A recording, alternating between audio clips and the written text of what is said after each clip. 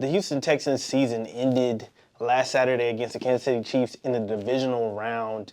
It was the second consecutive year that they had that result, and it was very disappointing for a lot of players and coaches in the locker room. D'Amico Ryans talked about it after the loss that, it was good, but it wasn't good enough. When I look at this year specifically, I am proud of our guys and for accomplishing what we accomplished this year to win a division, to get into the playoffs, right? Get to the divisional round.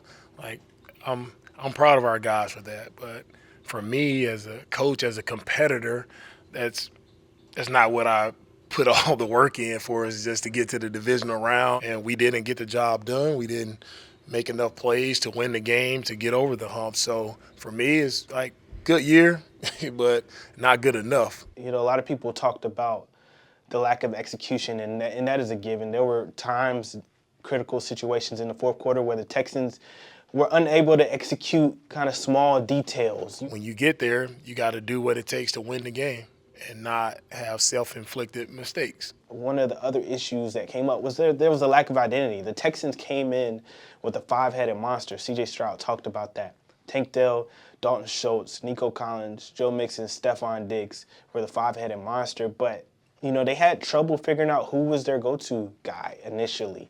Eventually it became Joe Mixon, but that left a lot of guys on the outside. And then that group also didn't play together for long. They only played 2 full games, or 1.5 full games together, and were 2-0. Otherwise, there was somebody injured along the way of each of those games. And then number 3 was the offensive line play. It was so bad. C.J. Stroud had trouble operating. At times, he was sacked 54 times, which was third most in the league. And it had an effect on CJ. I talked to Dan Orlovsky of ESPN, former Texans quarterback as well. And he said eventually, if you hit a rock enough times, eventually that will crack. And he was, equating that from, the offensive line having an effect on the quarterback, and we saw that. Now, where do the Texans go from here?